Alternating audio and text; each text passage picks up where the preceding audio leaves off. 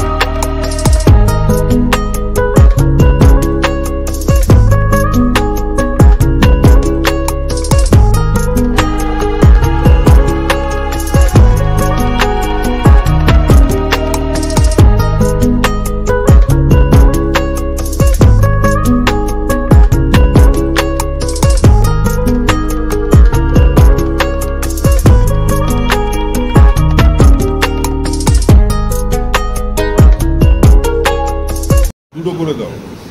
দুটো না, ওকেই দুটো দিন, আমার না।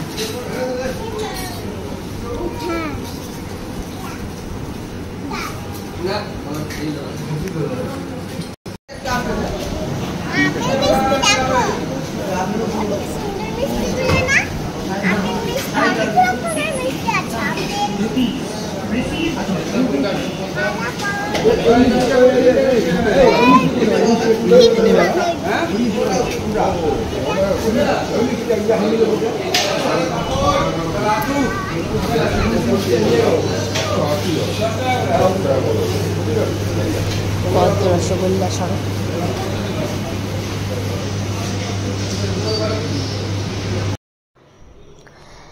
এই সেই পিলখানার সুন্দর পরিষ্কার পরিচ্ছন্ন মিষ্টির দোকানটা, যেখানে ব্রেকফাস্ট সারলাম। এবারে যাব নদীর পাড়ে।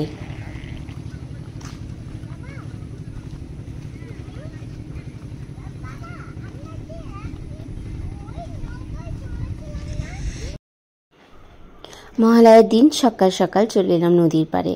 আর নদীর পাড়ে আজকে সবাই কি বলে তর্পণ করতে আসে। তো অন্য ঘাটে প্রচুর লোকজন রয়েছেন, সবাই কাজ করছেন, তো আমরা এই ঘাটে চলে এলাম।